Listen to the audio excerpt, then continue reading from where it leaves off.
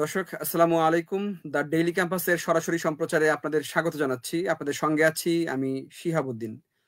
দর্শক, আজকে আমরা আলোচনা করব ১৭তম শিক্ষক নিবন্ধনের চূড়ান্তভাবে যারা উত্তীর্ণ হয়েছিলেন সেই সকল নিবন্ধনধারী বয়সজনিত যে সমস্যা রয়েছে সে সমস্যার কারণে একটি গণবিজ্ঞপ্তিতেও আবেদনের সুযোগ পাননি। নানা আইনি জটিলতা, নানা চড়াই উতরাই পেরিয়ে তারা আইন মন্ত্রণালয় থেকে শুরু করে এনটিআরসি এর কাছে পজিটিভ মতামত পেয়েছেন।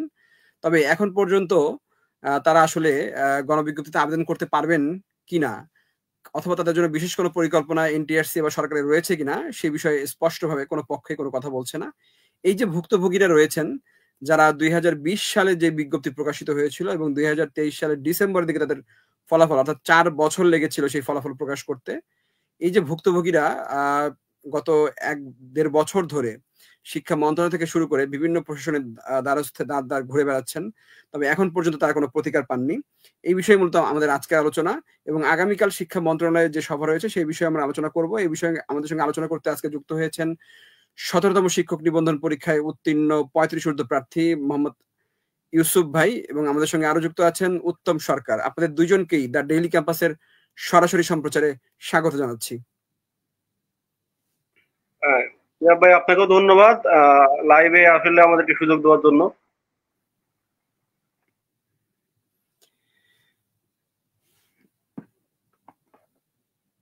আপনাদের দুজনকেও ধন্যবাদ আমাদের সঙ্গে যুক্ত হওয়ার জন্য। আমি প্রথমে যেতে চাই মোহাম্মদ ইউসুফ, আপনার কাছে জানতে চাই, এই যে আগামীকাল শিক্ষা মন্ত্রণালয়ে গুরুত্বপূর্ণ একটি সভা রয়েছে, এই সভায় আসলে আপনাদের ভাগ্য হয়তো নির্ধারিত হয়ে যাবে যে আসলে আপনাদের এই যে দীর্ঘ সংগ্রাম আন্দোলন সেটি আসলে সফলতার মুখ দেখবে নাকি ব্যর্থতা হবে। এই বিষয়ে আসলে প্রথমে আপনার কাছে জানতে চাই যে আসলে আপনার কাছে কোনো তথ্য আছে কিনা যে আসলে আগামীকাল আপনাদের বিষয়ে কি সিদ্ধান্ত নিতে যাচ্ছে সরকার। মোহাম্মদ ইউসুফ। জি, ধন্যবাদ শিহাব ভাইকে এবং আমাদের সাথে যারা যুক্ত রয়েছেন দেশ এবং বিদেশে সবাইকে আমার পক্ষ থেকে সালাম, আসসালামু আলাইকুম এবং শুভেচ্ছা জানাচ্ছি। আমি প্রথমে আমার শিহাব ভাইয়ের কাছে আমার একটু আপত্তি রয়েছে, সেটা হচ্ছে আপনি বলেছেন ১৭তম ৩৫ ঊর্ধ্ব, এই বিষয়ে আমার একটু আপনার কাছে এমনি দ্বিমত রয়েছে। আসলে আমরা ৩৫ ঊর্ধ্ব নয়, আমাদেরকে ৩৫ করা হয়েছে, এটা আপনাকে বিষয়টা বুঝতে হবে। যদি আমাদের পরীক্ষাটা যদি ১ বছরের মধ্যে কমপ্লিট করতে অর্থাৎ ২০২০ সালে, তাহলে আমরা ২০২১ সালে একটা তৃতীয় গণবিজ্ঞপ্তি হয়েছে সেটার আবেদন করতে পারতাম। ২০২২ সালে চতুর্থ গণবিজ্ঞপ্তি হয়েছে এবং বিশেষ বিজ্ঞপ্তি হয়েছে, এই তিনটাতে আবেদন করতে পারতাম, এবং ২০২৪ সালে আরেকটা পঞ্চম বিজ্ঞপ্তি হয়েছে সেটাতে আবেদন করতে পারতাম। আমরা ৩৫ ঊর্ধ্ব নয়, আমাদেরকে এনটিআরসি করোনার কারণে এবং ওনাদের দাপ্তরিক সমস্যার কারণে আমাদেরকে ৩৫ করা হয়েছে। আপনি যে বিষয়টা বলছেন আগামীকালকের বিষয়ে আমরা আলহামদুলিল্লাহ শতভাগ আশাবাদী, এই জন্য যে আমাদের একটা আইনি শক্ত ভিত্তি রয়েছে। কোর্টের যে রায়, হাইকোর্টের রায় করোনাকালীন যে বয়সের ছাড় সেটা আমাদের পক্ষে রায় দিয়েছে, এবং সুপ্রিম কোর্টে বলেছেন যাদের বয়স সার্টিফিকেটের বয়স ৩ বছর তারাই শুধুমাত্র বিশেষ বিজ্ঞপ্তিতে বা গণবিজ্ঞপ্তিতে আবেদন করতে পারবে, এবং সেটাও আমাদের পক্ষে, যেহেতু আমাদের সার্টিফিকেটের মেয়াদ এখনো রয়েছে। তাছাড়া সর্বশেষ যেটা শিক্ষা মন্ত্রণালয় আইন মন্ত্রণালয়ের থেকে যেটা মতামত চেয়েছে, তার কোনো আইনি আমাদের কোনো আইনি কোনো ঝামেলা আছে কিনা, আইনি কোনো জটিলতা আছে কিনা, কিন্তু সেই আইনি জটিলতা নাই। আমাদের পক্ষে আইন বিভাগ থেকে একটা মতামত স্পষ্ট উল্লেখ আছে যে বিগত সময়ে যেভাবে বয়সের ছাড় দিয়ে বিজ্ঞপ্তি দেওয়া হয়েছিল, ওই ছাড়ের আওতায় ১৭তম ব্যাচরা পড়ে নাই, এবং এই ১৭তম ব্যাচদের সার্টিফিকেটের মেয়াদ যেহেতু রয়েছে তাদেরকে সুযোগ দেওয়া জন্য শিক্ষা মন্ত্রণালয় থেকে বরাবর একটা চিঠি পাঠিয়েছে। তো আমরা ওভারঅল আলহামদুলিল্লাহ আমরা শতভাগ আশাবাদী। আমাদেরকে বিশেষ বিজ্ঞপ্তির মাধ্যমে, যে বিশেষ বিজ্ঞপ্তি নিয়ে শিক্ষা মন্ত্রণালয় নীতিগতভাবে সিদ্ধান্ত নিয়েছে, প্রাক্তন যিনি সাবেক শিক্ষা উপদেষ্টা ছিল ওনার অনুমতি রয়েছে বিশেষ বিজ্ঞপ্তি দেওয়ার জন্য, এবং আইন থেকে মতামত রয়েছে বিশেষ বিজ্ঞপ্তি দেওয়ার জন্য, এবং এনটিএসসি থেকেও আমাদের পক্ষে একটা রূপরেখাও পাঠিয়ে দিয়েছে যে ওনাদের আইনি কোনো জড়িত নাই, ওনাদের বিষয়ে শিক্ষা মন্ত্রণালয় প্রয়োজনীয় সিদ্ধান্ত নিতে পারে। মানে মোটামুটি আমরা আমাদের আইনি ভিত্তি রয়েছে বিধে আমরা শতভাগ আগামীকালকের বিষয়ে আমরা শতভাগ আশাবাদী। ধন্যবাদ শিহাব ভাই। জি ইউসুফ ভাই, আপনাকে অসংখ্য ধন্যবাদ। আসলে আপনি যে বিষয়টি দৃষ্টি মানে আলোচনা করেছেন, প্রথমে যেটি বলেছেন যে আসলে এটি সত্যি, যে আসলে এটি সত্য, যেহেতু আমরা আপনাদের বিষয়টি আমরা শুরু থেকে জানি এবং 2020 সালের যে বিজ্ঞপ্তি সেটা 2023 ডিসেম্বরে ফলাফল প্রকাশ, এটি আসলে বলাই যায় যে আসলে আপনাদেরকে 35 ঊর্ধ্ব এনটিআরসিএ বানিয়ে দিয়েছে। তো সেই এনটিআরসিএ শেষ পর্যন্ত অনেক টালবাহানাও করেছিল আপনাদের সুপারিশ না করার জন্য। তারা 1 থেকে 12তমদের সঙ্গে আপনাদের সঙ্গে একীভূত করে একটি চিঠি দিয়েছিল, যার কারণে আপনারা আরো জটিলতা করেছিলেন। তবে সবশেষ সৃষ্টিকর্তার অশেষ কি প্রায় আপনারা আসলে হয়তো কালকে একটা সুখবর পেতে পারেন। আমি একটু যেতে চাই উত্তম সরকার ভাই আপনার কাছে জানতে চাই, এই যে দীর্ঘ 4 বছর লেগেছে একটি নিবন্ধন কার্যক্রম শেষ করতে, এরপরে আরো 1.5 বছর অতিক্রম হয়ে গেছে আপনাদের আন্দোলন সংগ্রামে। আসলে এই যে দীর্ঘ পথ আপনারা অতিক্রম করেছেন, নিবন্ধন সনদ অর্জন করার পরে বেকার হয়ে বসে আছেন, এই সময়গুলো আপনাদের কিভাবে পার হচ্ছে এবং আপনাদের আসলে পারিবারিকভাবে আপনারা কতটা ডিপ্রেশনের মধ্যে রয়েছেন বা চাপের মধ্যে রয়েছেন, এই বিষয়টি একটু জানতে চাই উত্তম ভাই আপনার কাছে। ধন্যবাদ। পাশাপাশি ধন্যবাদ জানাচ্ছি যারা আমাদের এই লাইভে যুক্ত আছেন। আসলে আগামীকাল আন্তঃ মন্ত্রণালয়ের একটা মিটিং, সেখানে আসলে একটা কঠিন থেকে কঠিনতার সিদ্ধান্ত উপনীত হতে যাচ্ছে শিক্ষা মন্ত্রণালয়। সেটার অপেক্ষা আসলে সবাই, এবং সেখানেই সবার চোখ এখনো পড়ে আছে আগামীকালের জন্য। তো শিহাব ভাই, আপনি যে প্রশ্নটা করছেন সেটা হচ্ছে আমাদের বিগত কয়েক বছর ধরে যেহেতু আমরা আন্দোলন সংগ্রাম করে যাচ্ছি এবং পাশাপাশি পঞ্চম নিয়োগ বিজ্ঞপ্তিতে আমরা এনটিআরসি এর যে বিজ্ঞপ্তি প্রকাশ করে সেখানে আমরা আবেদন করার সুযোগ পাইনি। তো এখানে আমরা আমাদের পারিবারিক ভাবে যেভাবে হেনস্থা হচ্ছে সেটা আসলে বলে বোঝানো যাবে না, কারণ আমরা যখন পরীক্ষা দিই করোনাকালীন সময়ে, সেখানে আমরা আসলে করোনা পরিচিত ভুক্তভোগী হওয়ার সত্ত্বেও আমরা আবেদন করতে পারিনি। এখানে আমরা পরিবার থেকে এবং সামাজিক ভাবে আমরা কিন্তু হেনস্থার সম্মুখীন এবং অনেক কটু কথা শোনা লাগছে যে আমরা এত কষ্ট করে সার্টিফিকেট অর্জন করলাম অথচ একটিবারের জন্য আবেদন করতে পারলাম না। এটা নিয়ে আসলে আপনি যাকে জিজ্ঞাসা করবেন সেই বলবে যে এটা আসলে অন্যায় হয়েছে, এটা আসলে জুলুম হয়েছে।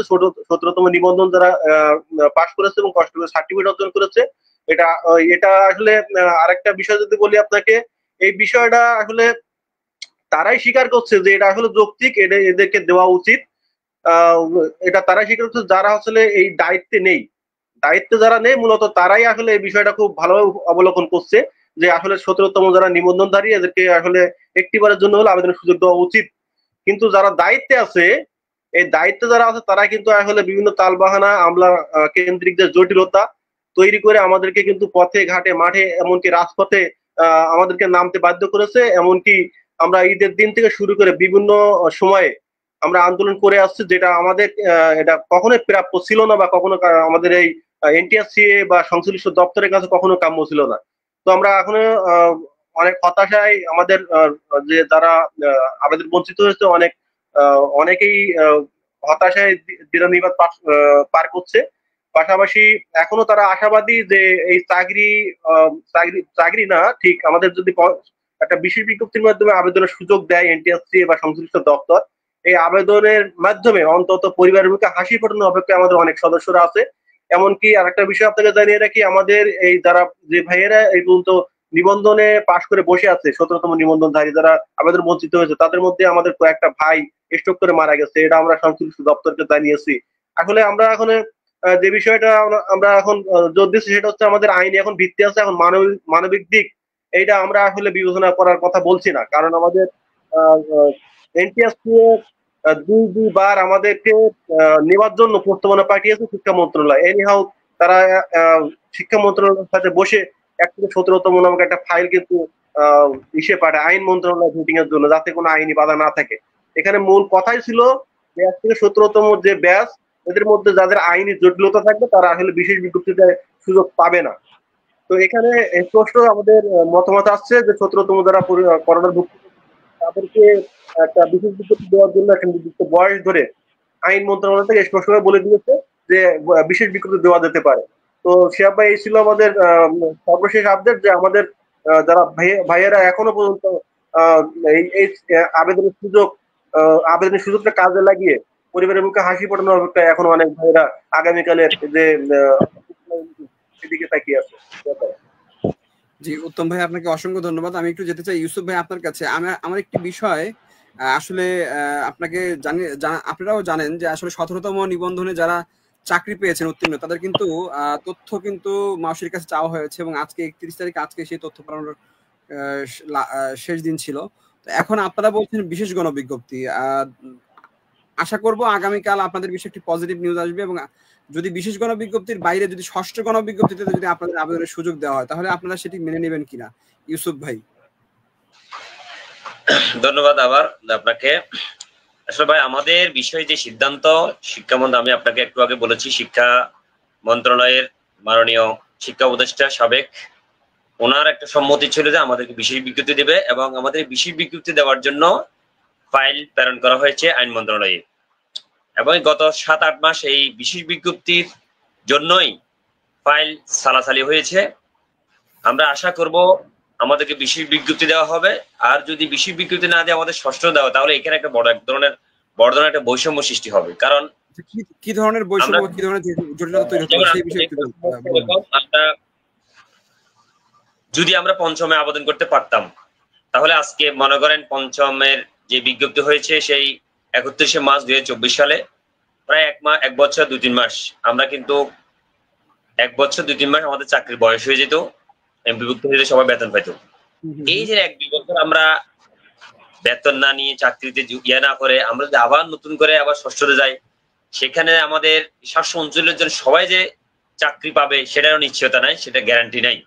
এখানে বিশাল একটা প্রতিযোগিতা শুরু হবে। সেই প্রতিযোগিতায় আমাদের মধ্যে অনেকে চাকরি নাও পেতে পারে, আবেদন করবে কিন্তু হয়তো সিলেক্টেড নাও হতে পারে। সে আশঙ্কা থেকে বলছি, আমরা আমাদের যেহেতু আইনগত যে মতামত এসেছে বিশেষের জন্য এসেছে, সেই বিশেষটাই আমাদের জন্য দেওয়া হবে। আমরা ষষ্ঠ যদি দেয়, তাহলে আমাদের এই 739 জন আমরা কেউ কিন্তু এটা মেনে নেব না।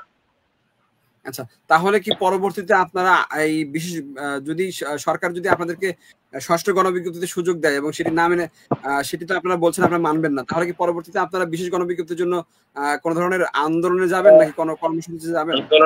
আসলে আগামীকালকের দিকে তাকিয়ে আছে, আগামীকালকে ওনারা কি সিদ্ধান্ত নেয় এবং সেই সিদ্ধান্ত নিশ্চয়ই ওনারা হয়তো আমাদের জন্য বিকল্প কোনো ব্যবস্থা করবেন, আমরা আশা করব। কারণ আমাদের এই 739 মধ্যে আমরা বারবার বলেছি আমাদের কোন একজন ভাই যাতে নিয়োগ বঞ্চিত না হয়, আমরা বারবার বিভিন্ন সংশ্লিষ্ট দপ্তরকে আমরা অবহিত করেছি এবং আমরা আশা করব আমাদের 739 জনের বিষয়ে ওনারা স্পেশাল কোন একটা বিষয় ওনারা চিন্তা ভাবনা করবেন। আশা করি আমরা বড় ধরনের আন্দোলনের দিকে আমাদের যেতে হবে না, সেটা আমরা আশা করতেছি। কারণ আমরা এনটিএসসি বলেন, শিক্ষা মন্ত্রণালয় বলেন, তাদেরকে আমরা আমাদের চরম বৈষম্য শিকার এবং এনটিএসসির ইতিহাসের সবচেয়ে বড় জুলুমের শিকার, বৈষম্য শিকার আমরা, সেটা এনটিএসসি ভালো করে জানে, এনটিএসসি ভালোভাবে বুঝিয়েছি। আমরা নতুন করে আমাদেরকে আবার বৈষম্যের মধ্যে ফেলে দেবে, এই ধরনের আমরা আশা করি এনটিএসসি করবে না এবং শিক্ষা মন্ত্রণালয় করবে না। আমাদেরকে আর নতুন করে আন্দোলনে ডাক দিতে হবে না। আমরা বিশ্বাস করি, আমরা বিশ্বাস করি এটা ওদের শুভ বুদ্ধির উদয় হবে। জি জি ইউসুফ ভাই, আপনাকে ধন্যবাদ। আমি একটু উত্তম ভাই আপনার কাছে আবার যেতে চাই, আপনার কাছে জানতে চাই, এই যে করোনাকালীন সময় কিন্তু আমরা একটি বিষয় লক্ষ্য করেছি যে সব চাকরিতেই বয়সের ক্ষেত্রে কিন্তু বড় ধরনের ছাড় দিয়েছিল সরকার। তাহলে আপনারা সেই ছাড়টি আসলে কেন পাননি বা কি কারণে পাননি, সেই বিষয়ে কি সেই বিষয়ে আপনার কাছে জানতে চাই উত্তম ভাই। শিহাব ভাই, আবারও আপনাকে ধন্যবাদ জানাচ্ছি। সুন্দর একটা প্রশ্ন করেছেন এবং এটার উত্তর আগেও এক লাইভে আমি দিয়েছিলাম যে আসলে কেন আমরা করোনাকালীন ছাড়টা পাইনি। এবং এনটিএসসি এর বক্তব্য হচ্ছে তারা যে সময় তাদের পরীক্ষা সম্পন্ন করে সেই সময়ে মানে যখন চূড়ান্ত ফলাফল দেয় বা গণবিজ্ঞপ্তি যখন দেয়, জনপ্রশাসন মন্ত্রণালয়ের যে 39 মাসের যে ছাড় ছিল সেটার কিন্তু মেয়াদ ছিল 2022 সালের জুন মাস, আমি যদি ভুল না বলে থাকি। তো আমাদের 2020 সালের বিজ্ঞপ্তি 23শে জানুয়ারি প্রকাশ হয় এটা, এবং এটা কিন্তু 2020 সালে সম্পূর্ণ করার কথা। তো যাই হোক, করোনা একটা প্রাকৃতিক দুর্যোগ, এটার কারণে তারা পরীক্ষা নিতে পারেনি। পাশাপাশি তাদের দাপ্তরিক যে সমস্যা, আমি বলবো তাদের অলসতাও একটা কাজ করেছে এখানে। তো তারা কিন্তু 2022 সালের জুন মাসেও কিন্তু আমাদের পরীক্ষাটা সম্পন্ন করতে পারে নাই সম্পূর্ণভাবে।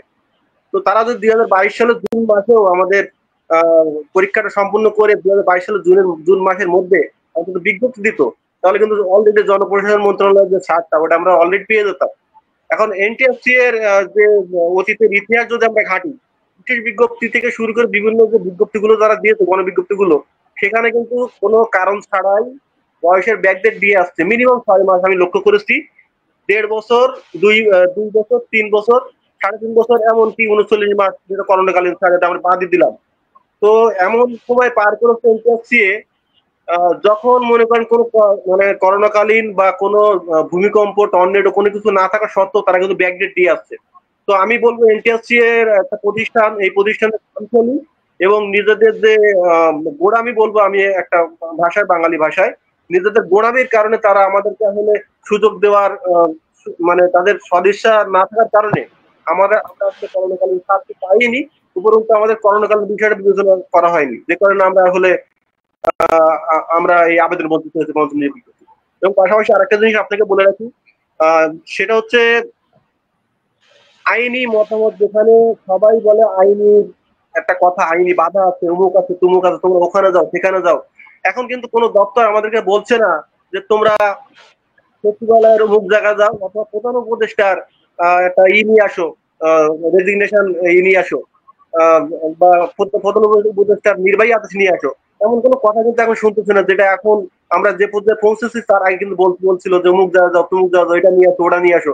এখন কিন্তু বলার কোনো জায়গা নেই। তো আমাদের শতভাগ আস্থা থাকবে সংশ্লিষ্ট দপ্তর বা যারা দায়িত্বে আছে মন্ত্রণালয়ের বা আমাদের যে শিক্ষক নিয়োগের ক্ষেত্রে। তো আইনি যে বিষয়টা, আমরা কাউকে জোর করে চাপিয়ে দিচ্ছি না যে আমাদেরকে এটা দিতেই হবে।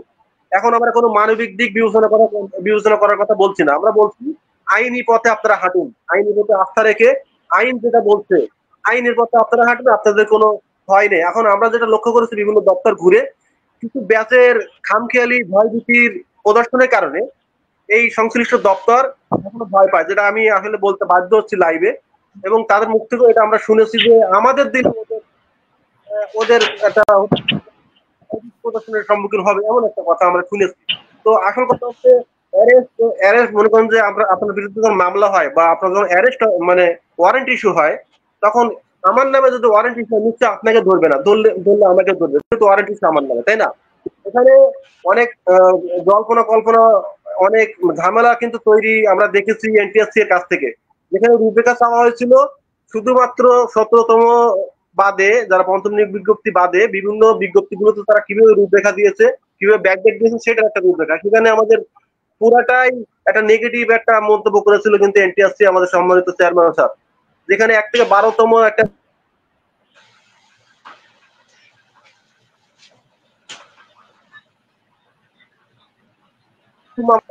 তারা চায়।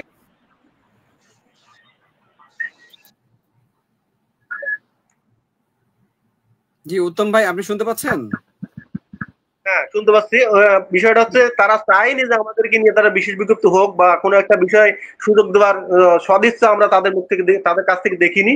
কারণ একটাই, যে তারা বিভিন্ন নেগেটিভ একটা মন্তব্য তারা পোষণ করে আসছে বিগত বছরগুলোতে, এখনো তারা করার চেষ্টা বা তারা করছে। আমি চাইবো এখন বিভিন্ন ভয়ভীতি প্রদর্শনের সম্মুখীন বা বিভিন্ন এই যে আশঙ্কা না রেখে, অন্তত আইনের প্রতি সম্মান রেখে আমাদেরকে অবশ্যই বিশেষ বিজ্ঞপ্তিতে তারা সাহায্য সহযোগিতা করে, যেহেতু আইনি ভিত্তি আছে এবং আইন মন্ত্রণালয় এবং শিক্ষা মন্ত্রণালয় সদিচ্ছা, পাশাপাশি এনটিএসসি পরে বাধ্য হয়েছে আমাদেরকে যেন বিশেষ বিজ্ঞপ্তি বা একটা প্রজ্ঞাপন জারি করে আমাদের বিশেষ বিজ্ঞপ্তি দেওয়া হয়, সেটা একটা তারা সদিচ্ছা পোষণ করেছে এবং তারা 2 প্রস্তাবনা পাঠিয়েছে। সেই আঙ্গিকে বলবো যে আমাদেরকে যেন অন্তত তারা সাহায্য সহযোগিতা করে 17তম ব্যাচের যারা আবেদন বঞ্চিত হয়েছে পঞ্চম নিয়োগ বিজ্ঞপ্তিতে এবং যারা করোনা পরিস্থিতিতে ভুক্তভোগী, এটা বলার অপেক্ষা রাখেন, তাদেরকে অন্তত একটিবারের জন্য আবেদনের সুযোগ দেওয়া হোক। ধন্যবাদ শিহাব ভাই।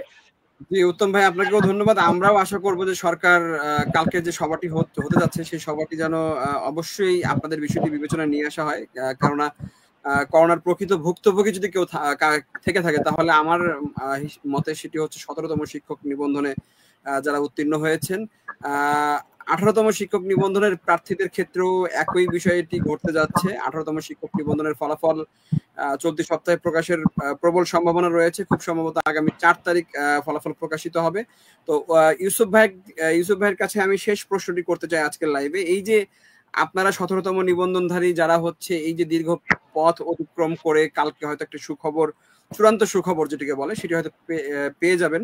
তো আপনাদের যারা হচ্ছে জুনিয়র রয়েছেন, যারা 18তম শিক্ষক নিবন্ধনে, সেই 18তম শিক্ষক নিবন্ধনধারীদেরও বড় একটি অংশের বয়স অতিক্রম হয়ে গেছে। খুব সম্ভবত তারা বয়সে কোনো ছাড় পাবেন না, এমনটি শোনা যাচ্ছে, যদিও সেটি আসলে নির্ভরযোগ্য কোনো সূত্র থেকে জানা এখনো কনফার্ম হওয়া যায়নি, যার কারণে আমরা প্রতিবেদন প্রকাশ করতে পারিনি। তবে যদি 35 বছর বেশি অতিক্রম হওয়ার কারণে যদি তাদেরকে আবেদনের সুযোগ দেওয়া না হয়, তাহলে তারা কি করবে, তাদের করণীয় কি, এবং এই বিষয়ে আসলে এনটিআরসি এর জন্য আপনাদের কোনো পরামর্শ আছে কিনা?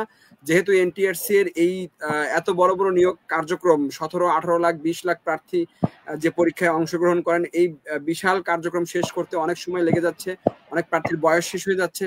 তো আপনাদের আসলে এই বিষয়ে এনটিআরসি এর জন্য কোনো পরামর্শ আছে কিনা, এবং এই যে 18তম যারা রয়েছেন, যাদের বয়স শেষ হয়ে গেছে বা যাচ্ছে, তাদের জন্য আপনাদের পরামর্শ কি, এই বিষয়ে আমরা আলোচনা করে শেষ করব। ইউসুফ ভাই। ধন্যবাদ শিহাব ভাই। আসলে এনটিআরসি এর সবচেয়ে বড় দুইটা ভুল হচ্ছে, এক নম্বর হচ্ছে আবেদনের তারিখ থেকে বয়সের বিষয় একটা, আরেকটা হচ্ছে গণবিজ্ঞপ্তির সময় একটা বয়স ধরে। এই দুইটা বাংলাদেশের অন্যান্য চাকরির ক্ষেত্রে একটা বিষয়, আর এনটিএসসি নীতিমালা রয়েছে এই বিষয়টা। আমরা এখন আশা করতেছি আগামীতে 2019 সাল বলে 19তম বিজ্ঞপ্তি থেকে শুরু, থেকে শিক্ষক নিবন্ধন থেকে শুরু করে হয়তো ওনারা বয়সের বিষয়টা আবেদন তারিখ থেকে শুরু করবেন। এটা একটা ভালো দিক। আসলে এই বিষয়টা আমরা বারবার এনটিএসসি কে এবং শিক্ষা মন্ত্রণালয়কে এই বিষয়টা বারবার আমরা বুঝিয়েছি যে আপনাদের এই দুইটা সমস্যার কারণে আজকে রাস্তায় একটা ব্যাচের পর আরেকটা ব্যাচ রাস্তায় নামতেছে, আন্দোলন করতেছে, শুধুমাত্র এনটিএসসি এই নীতিমালার এগুলোর কারণে। এবার আমরা আশা করব পরবর্তীতে যে 19তম থেকে শুরু করবে ওনাদের, আমরা যতটুকু শুনতে পাচ্ছি আবেদনের তারিখ থেকে বয়স শুরু করবে, এবং ওনারা হয়তো অন্যান্য বিসিএস বা প্রাইমারি যেভাবে পরীক্ষা হয় আবেদন তারিখ থেকে বয়সটা ধরা হয় সেভাবে ধরবে। আমার 18তম থেকে যে ওদের পরামর্শ, আসলে আমাদের 18তম বলেন বা 1 থেকে 12তম বলেন, কারোর প্রতি আমাদের কোনো বিরোধ নেই, তারা তাদের অধিকার নিয়ে কথা বলবে। 18তম যদি সত্যিকার আইনি ভিত্তি থাকে, আমার মতে তাদেরকে সুযোগ করে দেওয়া উচিত। এনটিএসসি 1 বছর যে সময় পরীক্ষা নেওয়ার কথা, আমাদের যে নীতিমালা রয়েছে গ্যাজেটে উল্লেখ আছে যে 1 বছরের মধ্যে পরীক্ষা কমপ্লিট করবে, পরীক্ষা কার্যক্রম সম্পন্ন করবে। 1 বছরের মধ্যে যদি ওনারা পরীক্ষা কার্যক্রম সম্পন্ন করতে না পারে, বাকি যে সময়গুলো চলে গেছে এই সময়গুলো থেকে ওনারা ব্যাকডেট দিয়ে ওই ভাইদেরকে সুযোগ করে দেওয়া যেতে পারে। এখন পর্যন্ত কোন নিবন্ধন পরীক্ষা 1 বছরে শেষ করতে পেরেছে ইউসুফ ভাই? আপনার কি জানা আছে 1 বছরের মধ্যে কোন পরীক্ষা শেষ করতে পেরেছে? 1 বছরে হ্যাঁ, আমার কাছে কিছু তথ্য আছে, আমরা এটা কিছু তথ্য কালেকশন করেছি। 1 বছরের মধ্যে অনেকগুলা কয়েকটা পরীক্ষা কার্যক্রম সম্পন্ন করেছে, আমরা একটা সামারি করেছি, অতীতে একটা ইতিহাস রয়েছে, এটা আমাদের কাছে আছে। ওনারা পেরেছে, ওনারা কিন্তু এই ওনাদের গাফিলতির কারণে ওনারা করতে পারে নাই। এবং এই যে 1 বছর নীতিমালায় রয়েছে, ওনাদের গ্যাজেটে রয়েছে 1 বছরের মধ্যে পরীক্ষা কার্যক্রম সম্পন্ন করবে। 1 বছর বাড়তি সময় যদি ওনারা করে থাকে, তাহলে এই 1 বছর মনে করেন 1.5 বছর লাগছে বা 2 বছর লাগছে, বাকি 1 বছর ব্যাকডেট দিয়ে ওনাদেরকে সুযোগ করে দিতে পারে, এটা আমার পরামর্শ। জি ইউসুফ ভাই, আপনাকে অসংখ্য ধন্যবাদ। একই সঙ্গে ধন্যবাদ জানাচ্ছে উত্তম ভাই, আপনাকেও। খুব শর্ট নোটিশে আপনারা দুইজন আজকে আমাদের সঙ্গে যুক্ত হয়েছেন এবং খুব প্রাণবন্ত আলোচনা হয়েছে। অসংখ্য দর্শক আসলে বিভিন্ন বিষয় জানতে চাচ্ছেন, এর মধ্যে হচ্ছে বিএড স্কেল একটা ইস্যু আছে, বদলি আগে না গণবিজ্ঞপ্তি আগে, এই বিষয়গুলো নিয়ে আমরা আলাদা আলাদা করে প্রোগ্রাম করবো ইনশাল্লাহ।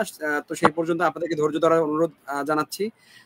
একই সঙ্গে 17তম নিবন্ধনধারী যারা যে সকল ভাই বোন লাইভ দেখছিলেন, তাদের অসংখ্য কমেন্টস আমরা দেখছি যে আসলে আপনাদের দাবি অত্যন্ত যৌক্তিক, এবং আশা করা যাচ্ছে ইনশাল্লাহ আগামীকাল আপনারা হয়তো চূড়ান্ত যে সুখবরের জন্য অপেক্ষায় আছেন সেটি হয়তো পেয়ে যাবেন, এবং ডেইলি ক্যাম্পাসের মাধ্যমে হয়তো সেই তথ্যটি সবার আগে ইনশাল্লাহ আপনাদেরকে জানাতে পারবো বলে আমাদের বিশ্বাস। তো সেই পর্যন্ত আপনারা একটু ধৈর্য ধরবেন, অপেক্ষা করবেন, এবং একই সঙ্গে শিক্ষা সংক্রান্ত সকল খবর সবার আগে জানতে অবশ্যই দ্য ডেইলি ক্যাম্পাসের সঙ্গে থাকবেন। ইউসুফ ভাই, উত্তম ভাই, আপনাদের দুজনকে আবার ধন্যবাদ জানিয়ে আজকের লাইভটি এখানে শেষ করছি। আল্লাহ হাফেজ। ধন্যবাদ ভাই, আপনাকে ধন্যবাদ, সবাইকে ধন্যবাদ। আসসালামু আলাইকুম। ডেইলি ক্যাম্পাসকেও ধন্যবাদ শেফ ভাইয়ের সুন্দর উপস্থাপনার মাধ্যমে আমরা আগামীকালের যে টার্নিং পয়েন্ট সেটার দিকে তাকিয়ে থাকবো, এই প্রত্যাশা করে আমি বিদায় নিচ্ছি। ধন্যবাদ। ধন্যবাদ দর্শক, আপনাদেরকেও ধন্যবাদ এতক্ষণ কষ্ট করে আমাদের লাইভে যুক্ত থাকার জন্য। আবার অনুরোধ করব, শিক্ষা সংক্রান্ত সকল খবর সবার আগে জানতে অবশ্যই দ্য ডেইলি ক্যাম্পাসের সঙ্গে থাকবেন। আল্লাহ হাফেজ।